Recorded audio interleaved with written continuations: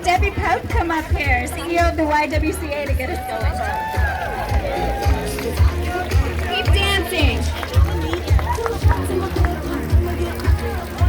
All right, can everybody hear me? People in the back? Raise your hand in the back if you can hear me. All right, awesome. Thank you so much. All right, we'll turn the music down just a little bit. We'll get it going again. Thanks so much, Erin, for kind of kicking us off here. Well, good morning, everybody. I'm Debbie Pope, and I'm the chair of the Women's Collaborative of Boulder County and the CEO for the YWCA.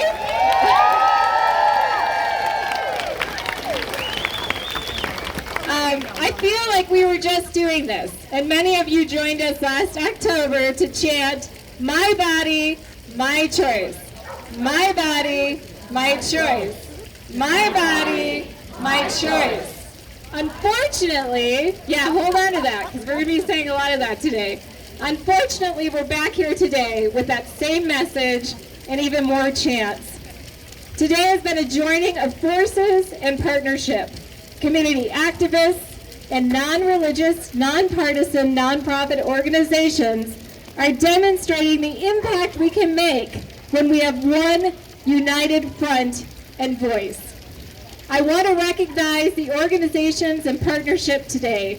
Cobalt, Bands Against Our Body Women's March, Boulder Valley's Women Health Center, Planned Parenthood, Calor, and the other partnering organizations in the Women's Collaborative of Boulder County.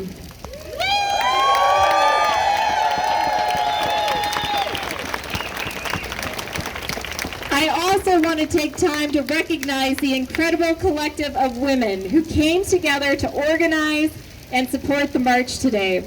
In 1 week, this incredible force of volunteers made this happen today. And their commitment is inspiring, and I'm deeply grateful to all of you and for what you're doing.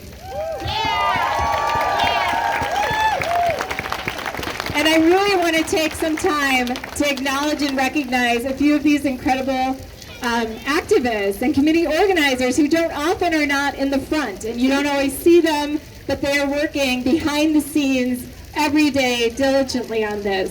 I'd like to, of course, you just met Erin, Keeley, the Women's March lead, individual activist and community member Joanna Taylor, who's going to actually be leading the march today. Our community leader, Julia Hunt, and you're going to hear her speak a little later. Dani Newsum of Cobalt, who's here with us as well, and Pam Molsbender of Zonta, community activists Katie DeMars and Kathy Partridge, and then the marketing logistics queen for this march, who I think is already out on the route, Robin Haslett, who's our director of marketing and events for the YWCA.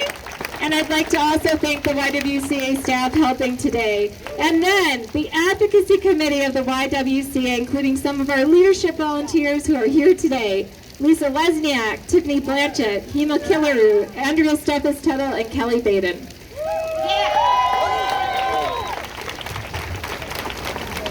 Can we just give them one more cheer? You do not know all the work they have done. So much work.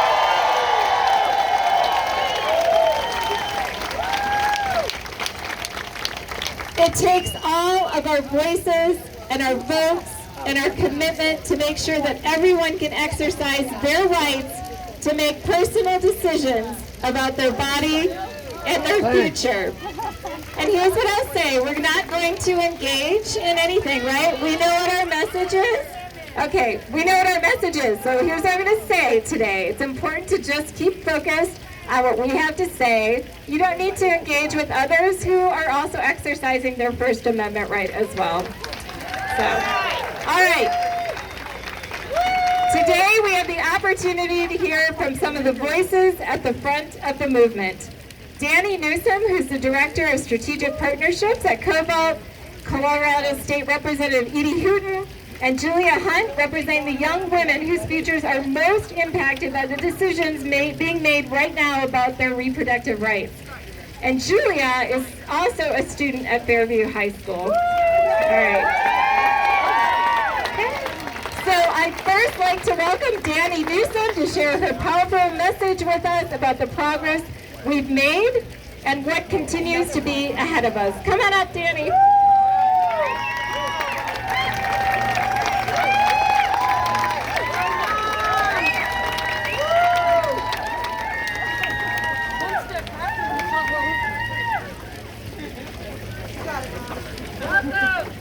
Thank you. Good morning, everybody.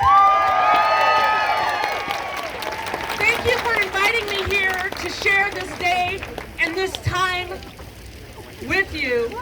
I hold Boulder so close to my heart, and normally spending a day here would be an absolute joy.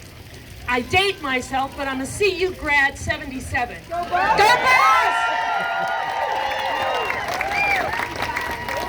But any day now, the stolen majority on the U.S. Supreme Court will issue a decision obliterating our constitutionally protected freedom to control our own pregnant bodies.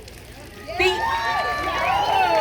ill-gotten majority will allow each of the 50 state legislatures to determine whether abortion will be legal or illegal, and even if legal, each legislature will be able to determine the who, what, when, and where, and why of abortion care. The United States will be splintered.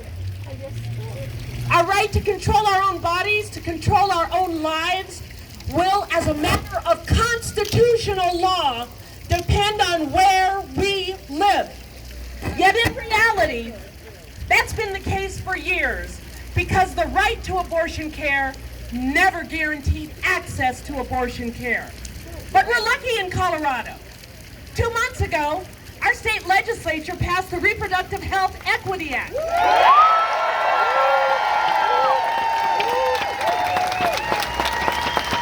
Declaring the right of every person in Colorado to use contraceptives or to refuse them, to obtain an abortion, or to continue a pregnancy, and that an embryo or fetus isn't entitled to personhood. No separate or independent rights. So we're lucky in Colorado, right? Well, not as lucky as we think or we may hope. Thanks to a draft opinion in the case called Mississippi versus Dobbs, we know that the stolen Supreme Court majority is about to overrule nearly 50 years of precedent that had affirmed a person's constitutionally protected right to end a pregnancy before fetal viability. Now, in reality, that precedent, Roe versus Wade, only assured that some of us could obtain abortion care. Without actual access to care, that right has been an empty promise. But Roe at least marked a threshold from which we've been trying to expand its protection. But in their draft opinion, the stolen majority, led by Justice Samuel Alito, says that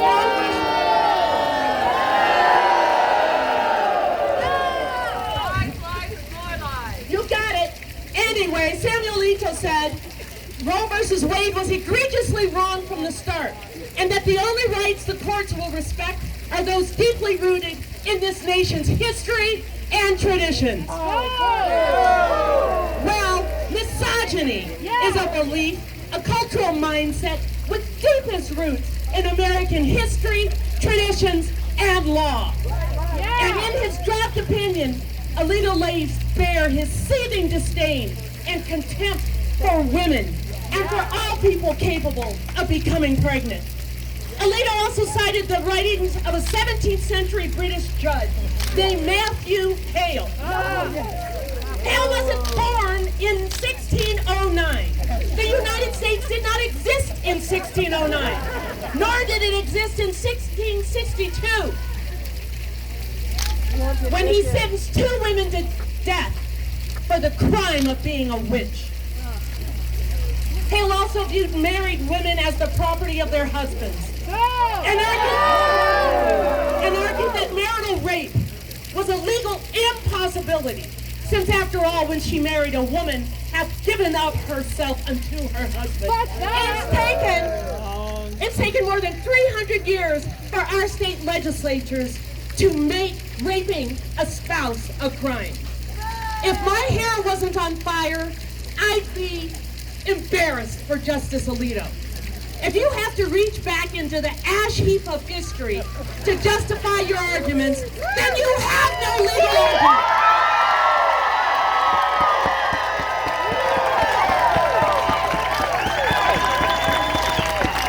But we're lucky in Colorado, right?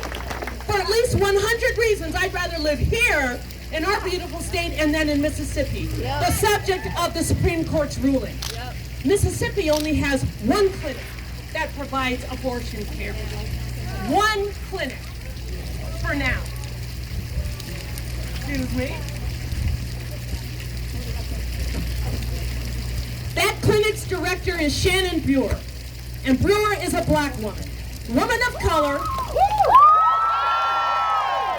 and especially black women, with our history of enslavement, rape, forced breeding for white men's profit, birthing children we could not legally claim as our own, sadistic medical experimentation, and forced sterilization have for centuries been fighting for the right to control our own bodies.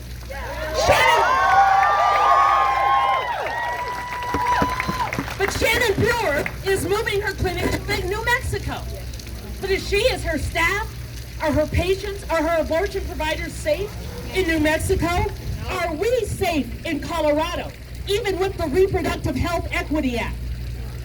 The radical anti-abortion minority is already urging state legislatures to ban some forms of birth control.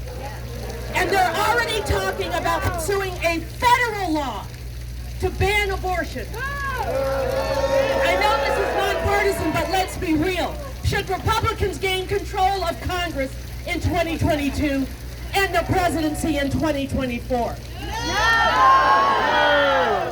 Actually, I wasn't asking that. Hell no! That wasn't my question. But if they do, that's on the agenda. We must remember, though, that we are not alone. These people on the Supreme Court, in Congress, and in state legislatures have already decimated voting rights and voting access. They're persecuting LGBTQ children and their families. They're persecuting trans children and their families. They've kidnapped and imprisoned immigrant children. And some now want to deny immigrant children the right to a public education. These people are not pro-life. They're forced birthers. They don't care about children. They don't believe in freedom or decency or in fairness or in the common good. They don't believe in the United States. They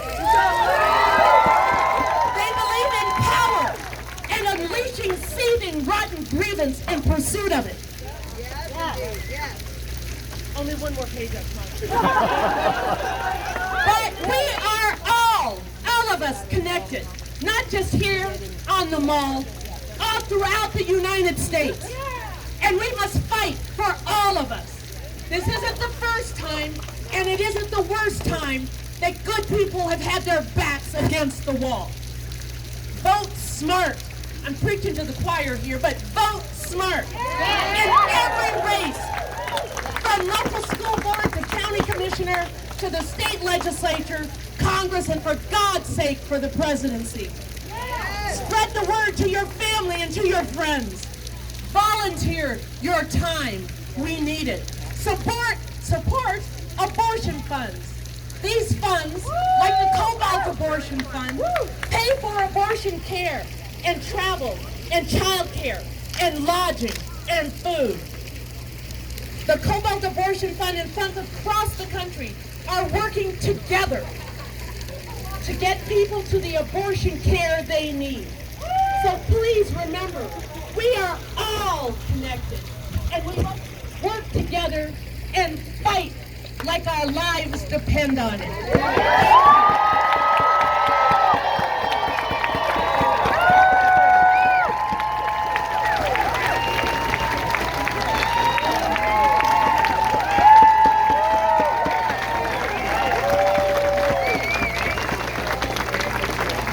Okay, that was awesome. Okay. Thank you everyone for being here. And thank you for Debbie, the YWCA, Boulder Women's Cooperative and all the partners who pulled us here together. I have to say, in 1967, my father started, he was a country doctor in Vermont, and he started one of the first Planned Parenthoods in New England. He had 4 daughters. He did not expect to be caring for the wives of dairy farmers who had 12 and 13 children, and they were poor because their religion told them they could not practice birth control, that it was a sin, that they would go to hell.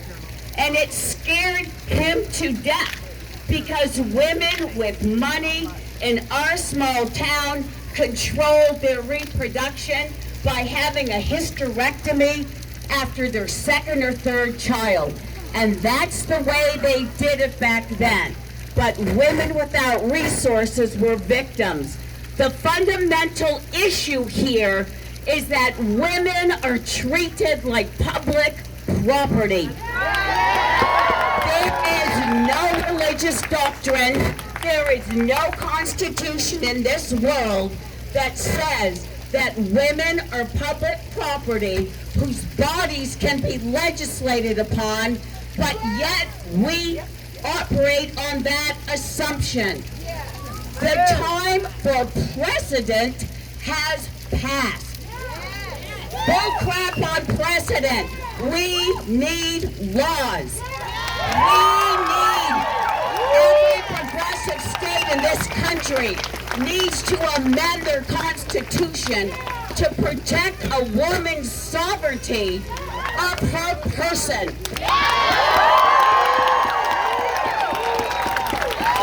Reproduction is a healthcare matter. It should be protected by HIPAA. Medical privacy. We have work to do. It's a beautiful day here in Boulder, but the reason we're together is a very ugly one. The wolf, and I see a lot of women my age, this wolf has been in the woods howling for decades, and it is on our door now. It's on our door. No more wishful thinking, no more trusting of the court system, no more trusting of what Susan Collins or Lisa Murkowski is saying. No, we have action that we can take. And let's start with Colorado. We have a brand new congressional seat in Adams County, Congressional Seat 8. Yadira Caraveo is the Democratic nominee, and she's got a tough race, and we have got to support her. We've got to elect her to that position and hold Congressional Seat 8. Brittany Pedersen is running for Congressional Seat 5 in Jeffco. We have to get her elected and hold that seat in Democratic hands. If we lose Congress, then we lose everything. We lose every chance of passing federal laws that protect our sovereignty. As a woman, we are not public property. We are not. This is a healthcare issue. Every sign says it. How can you walk around with a sign as a young white male and never have to face the consequences of an unintended pregnancy?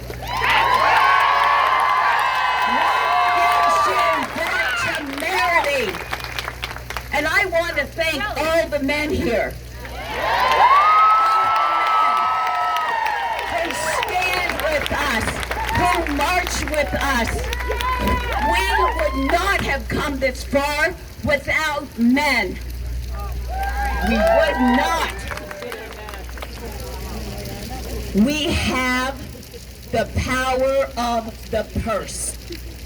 We have to use it. We cannot spend one dime in any anti-choice state. So if you have vacation plans or family in Florida or Texas or any place in the South, well, you meet them someplace else. You meet them outside of their states if you have them come to Colorado. We have to deny them our resources. And we talk a good game about not shopping at businesses where the owners are known investors of millions of dollars into anti-choice, anti-LGBTQ agenda, because I'm telling you, the same people, Chick-fil-A, Home Depot, guess what? Hobby Lobby. It's inconvenient. It's inconvenient to plan on how you're going to spend your dollars. But it is imperative that we do it. We have run out of tools. We have to use the ones that we have now. And it has to be immediate. They are coming for your daughters. I work at the legislature. They have played the long game. And for any woman over 60 who was there in 1980 when Ronald Reagan became the Republican nominee and he dropped ERA from the Republican Party platform in exchange for the evangelical vote. And he gave them a seat at the table. And that was a game changer. I was working for the U.S. Senate at that time. And we knew this was the beginning of the end. We are absolutely accountable. You know why? Because we're trusting.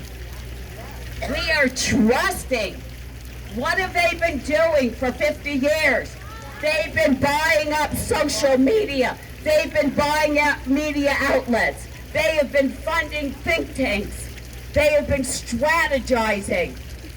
The Second Amenders and the corporatists who reduce their taxes to nothing and make us pay for everything. And the anti-choice movement have all come together. And you know what? Together they have achieved everything they want.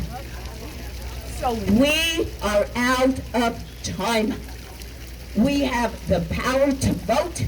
We have the power to organize. And we have the power to use our money in a way that promotes pro-choice states, pro-choice businesses, and deny everyone else. Thank you for being here. Thank you.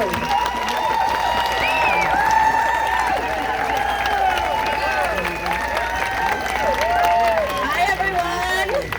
Thank you so much for being here today. I'm Julia Hunt, and I'm a junior at Fairview High School here in Boulder. I was an organizer of the March for Reproductive Rights last fall, for those of you who were there, and I'm so honored to be working on this march as well. My grandmother came to the United States from Germany and became an activist in the 70s. And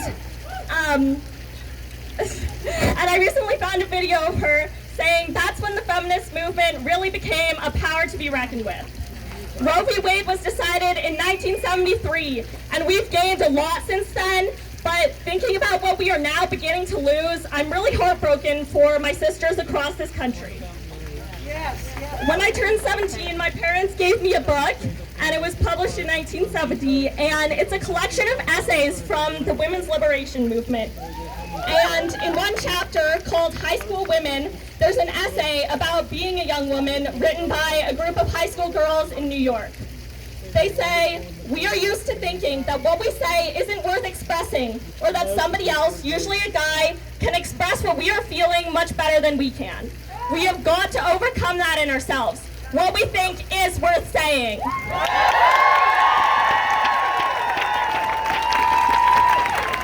I think that we, as young women of this generation, have got to be as brave as the girls were 50 years ago in speaking out. We are the future of this movement, and we are here today fighting to create a better future for ourselves and for the generations of women who will come after us, just as our grandmothers fought to get Roe. I'm marching for my friends, my cousins, my sister, and all the little girls out there right now, because our rights matter and we will not back down.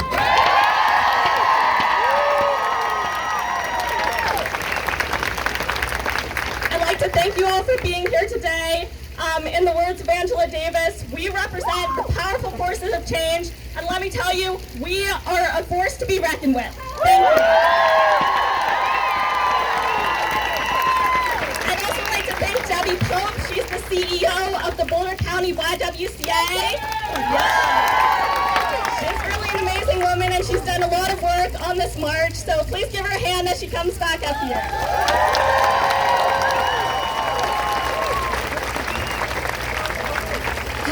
Amazing. We're all three of those speakers.